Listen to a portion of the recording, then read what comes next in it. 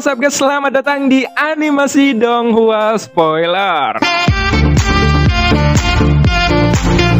Oke, bagi teman-teman yang baru join atau baru bergabung, jangan lupa klik tombol like-nya dan tombol subscribe-nya ya, jangan lupa. Oke, sebelum kita memulai video ini, kita jangan lupa untuk seruput kopinya, kencangkan sabuk pengaman, mari kita mulai.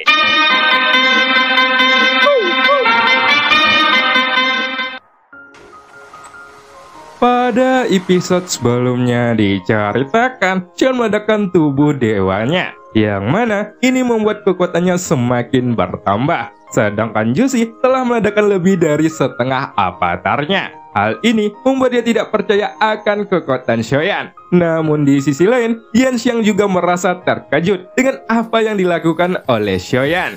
Jika ini gagal, Jushi akan dengan mudah membunuhnya. Dan scene pun berganti. Pada detik berikutnya, ada suara kebingungan yang tak terhitung jumlahnya. Itu karena semua orang ternyata sudah terinfeksi oleh api abadi. Lalu, semua orang pun dapat dengan jelas merasakan bahwa energi kehidupan mereka telah ditarik. Tetapi mereka tidak tahu kemana perginya energi kehidupan itu. Dan ternyata semua energi kehidupan yang tidak tahu kemana perginya itu melonjak menuju ke arah sosok Xion. Ketika melihat 4 tubuh kaisar keabadian yang secara bertahap menyerang, Xion tidak berencana untuk menghindarinya lagi. Itu karena Xion sudah tidak dapat melarikan diri. Dan itulah yang terjadi. Tidak masuk akal untuk mundur, maka Xion tidak perlu mundur. Segera ia tiba-tiba memuntahkan seteguk darah. Tapi seteguk darah ini bukan berwarna merah. Itu adalah darah emas yang ternyata itu adalah darah terbaik dari tubuh keabadian. Sementara itu, ketika Jushi menyaksikan Xion yang terdiam karena sedang mengatur pandangannya, Jushi sepertinya tahu bahwa saat ini adalah masalah waktu. Sudut mulutnya pun sedikit terangkat, dan menurutnya Xion sudah tidak bisa bertahan lagi.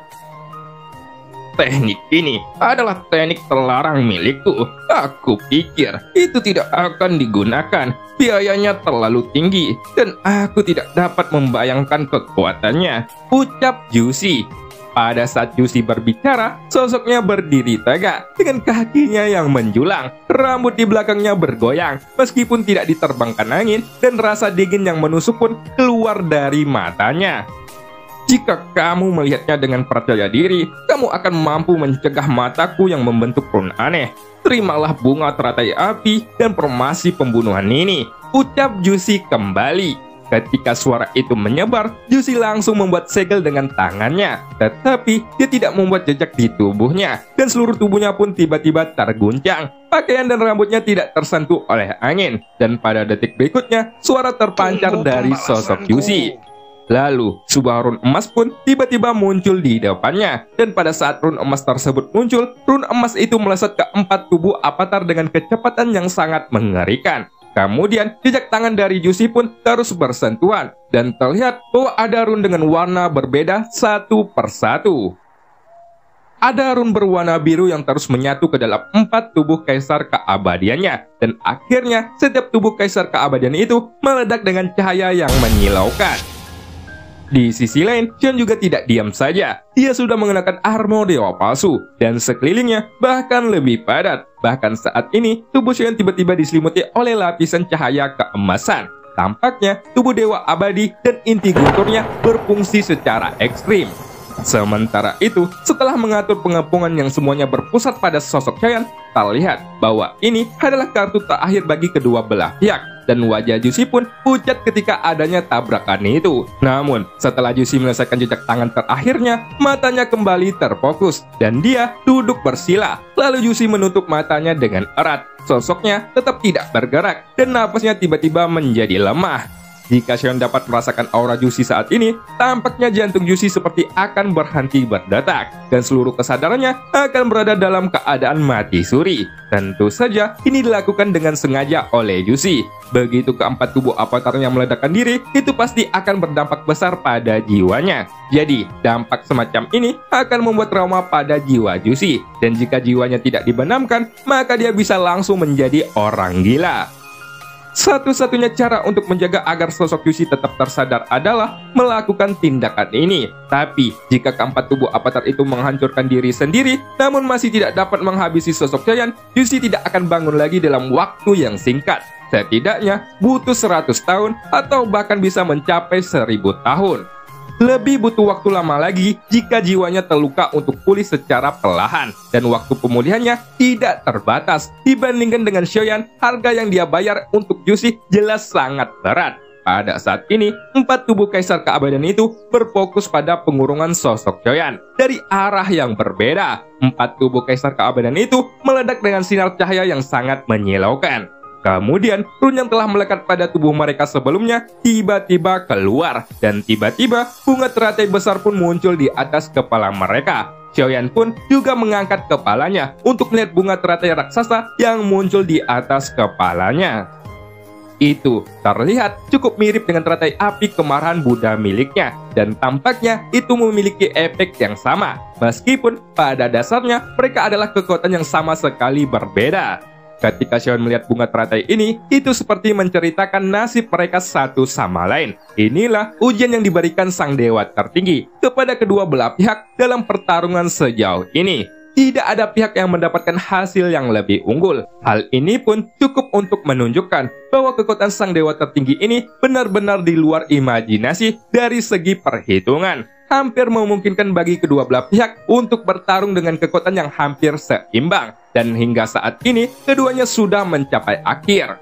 Setelah waktu yang singkat, bunga teratai itu pun perlahan terbuka, dan kekuatan dari 4 tubuh kaisar keabadian itu pun berkembang dengan cepat. Segera, kekuatan keabadian yang ada di dalam tubuh mereka pun benar-benar dilepaskan, dan energi kekerasan tiba-tiba muncul untuk menghancurkan meridiannya masing-masing. Suara ledakan diri berturut-turut dari 4 sosok itu ternyata tidak keras, tetapi kekosongan yang terdistorsi cukup untuk menunjukkan kekuatannya. Kabut darah pun langsung menginfeksi seluruh bunga teratai, dan kekuatan ledakan diri itu pun langsung menyelimuti sosok Choyan. Segera, pada saat ini, guntur pun mengelilingi tubuh Choyan. Guntur itu dikalahkan hampir secara instan, dan armor dewa palsu yang melindungi tubuh Choyan dengan energi kekerasan hampir tidak dapat menyerap setengahnya, dan semuanya langsung diruntuhkan. Sepertinya tidak ada cara lain untuk mengalahkannya, gumam Yushi. Setelah itu, Yushi menggertakkan giginya dan mengepalkan tinjunya dengan erat. Lalu, dia segera melirik ke 4 tubuh avatar yang memancarkan aura kaisar keabadian. Dan pada detik berikutnya, mereka pun bergerak secara bersamaan. Keempat kaisar keabadian itu bergegas menuju sosok Choyan dengan kecepatan yang sangat mengerikan. Dan segera, Choyan juga dapat merasakan aura yang kuat datang. Tatapan Choyan pun langsung terpaku pada mereka berempat. Dan dia tahu bahwa Yushi tidak akan lagi menggunakan tubuh dewa pertempuran untuk meledakkan diri ketika menghadapinya. Apakah kamu ingin meledakkan diri dengan tubuh kaisar keabadian? Gumam Choyan dengan suara rendah. Aura keempat tubuh avatar itu terlalu jelas, dan mereka menyerang Choyan secara bersamaan. Di sisi lain, ketika memperhatikan adegan ini, sosok Yushi mungkin berencana untuk menghadapi Choyan sampai mati. Meskipun Choyan tidak begitu tahu tentang seberapa besar kerusakan yang akan ditimbulkan oleh penghancuran tubuh kaisar keabadian itu terhadap dirinya. Dia tahu bahwa ledakan tubuh avatar ini pasti akan melukai tubuh fisiknya sampai fatal. Jika dilihat dari gelombang jiwa milik Yushi, kekuatan jiwa Choyan dapat dirasakan dengan jelas menggunakan kekuatan jiwanya. Bahkan, kekuatan jiwa dari Yushi juga tidak lemah. Jika bukan karena kekuatan jiwanya yang kuat, Choyan yakin bahwa Yushi tidak mungkin dapat menahan tekanan jiwa setelah meledakkan begitu banyak tubuh avatar sebelumnya. Akan tetapi, Yushi sekarang sudah sangat memahami bahwa 4 tubuh kaisar keabadiannya adalah satu-satunya kartu terkuat terakhirnya yang dapat mengalahkan Choyan. Bahkan, dengan adanya risiko kehilangan akal, Yushi akan mengambil kesempatan ini untuk mencobanya. Lalu, meskipun Choyan memiliki tubuh fisik yang kuat, tetapi jika keempat kaisar keabadian itu meledakkan diri, bahkan jika mereka hanyalah tubuh avatar, sulit bagi tubuh fisik Choyan untuk bertahan hidup di dalamnya. Detik berikutnya, jantung iblis pun tiba-tiba berdetak dengan sangat kencang, dan kecepatannya pun semakin cepat, sehingga tubuh dan jiwa Choyan mencapai kondisi puncaknya hampir secara instan.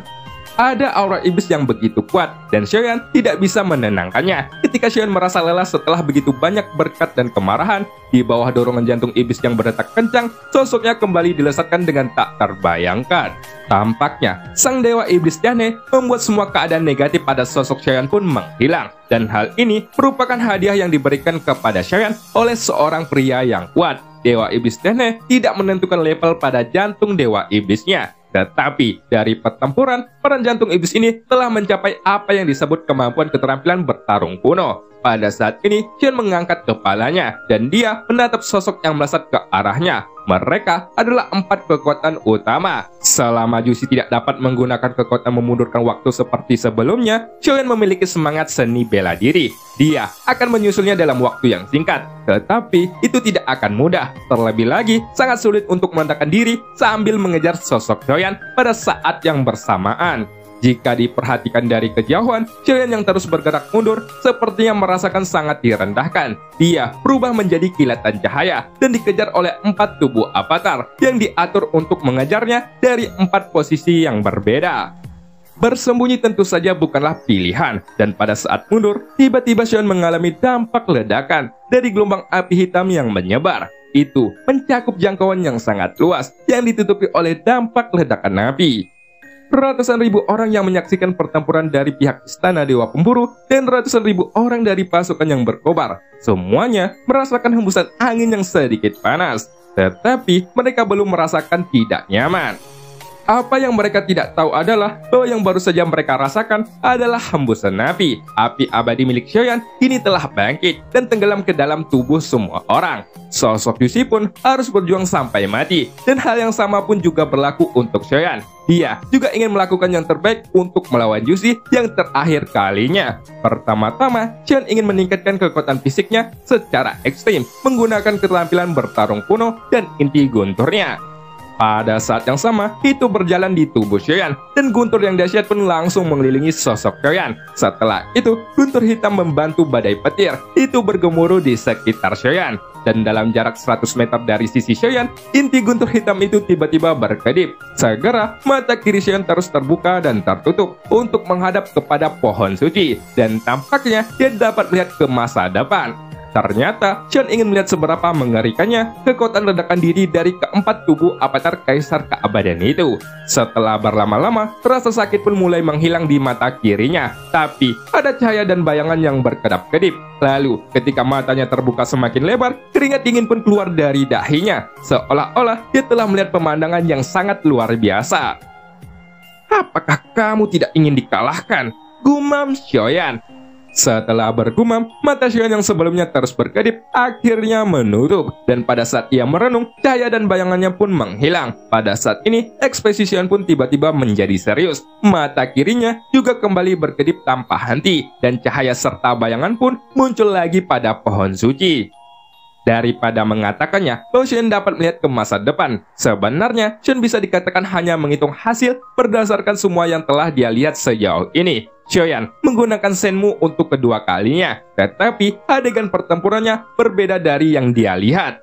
Dan bahkan sudah sangat berubah. Xiaoyan pun segera menyadari bahwa peran sosok Jushi lebih kuat dari apa yang dia bayangkan. Itu adalah sesuatu yang belum dia temukan sebelumnya. Lagi pula, kekuatan jiwanya tidak cukup kuat sebelumnya, dan biaya penggunaan Shenmu juga terlalu tinggi. Namun, jika digabungkan dengan kekuatan jiwa yang sekarang, dan dengan bantuan dari tubuh avatar pemakan jiwa, kekuatan Xiaoyan sudah cukup untuk menghilangkan konsekuensinya, dan dia dapat menggunakan kekuatan Shenmu untuk beberapa kali. Pada saat yang sama, jiwa-jiwa mati yang tak terhitung jumlahnya dalam pertempuran ini pun tiba-tiba berkumpul menuju sosok Xiaoyan dari segala arah. Terlihat bahwa mereka tampak terganggu ketika Xiaoyan menyerap jiwa-jiwa ini. Untuk saat ini, Xiaoyan terus mundur, dan keringat tidak hanya sudah menetes dengan deras. Dalam waktu singkat, Xiaoyan sudah mengedipkan mata kirinya beberapa kali, dan dalam beberapa hasil ini, tanpa terkecuali, Xiaoyan masih tetap dikalahkan. Tetapi, meskipun hasil dari setiap pertempuran berakhir sama, prosesnya mengungkapkan perbedaannya. Mereka menggunakan taktik yang berbeda untuk menghadapinya, tetapi hasilnya tetap tidak berubah. Xiaoyan jelas tidak akan mampu bertahan dengan kekuatan penghancuran diri dari 4 tubuh kaisar keabadian ini. Xiaoyan terus menggunakan Shenmu dan pantulan di matanya muncul berulang kali. Shenmu mengonsumsi sejumlah besar kekuatan jiwa. Untungnya, dengan bantuan dari tubuh avatar pemakan jiwa, Xiaoyan dapat menggunakan Shenmu untuk terus memperhitungkan pertarungannya. Ini sangat mustahil. Bahkan tidak ada peluang 10% pun. Ini benar-benar gila, gumam Xiaoyan di dalam hatinya. Konsumsi jiwa saat ini sudah sangat besar. Meskipun itu dihitung dari mayat yang menempuk di sini, Xiaoyan belum pernah melihat banyak teknik dari Jushi. Dan hal ini menunjukkan bahwa Shenmu bukan hanya digunakan untuk memperkirakan pertarungan, tetapi juga memiliki kemampuan wawasan yang sangat luar biasa. Shenmu mungkin tidak dapat benar-benar melihat masa depan dan mengetahui teknik musuh, tapi satu-satunya kemungkinan Xiaoyan saat ini adalah Shenmu yang dapat melihat masa lalu dan membuat perhitungan berdasarkan masa lalu. Pantulan di mata kiri Xiaoyan saat ini bisa dikatakan nyata, tetapi juga bisa dikatakan tidak nyata. Namun, dalam gambaran yang dilihat Xiaoyan, dirinya sudah berurusan dengan Jushi dari arah yang berbeda dengan metode miliknya. Dan meskipun ada pertempuran yang berbeda, hasilnya semuanya dikalahkan.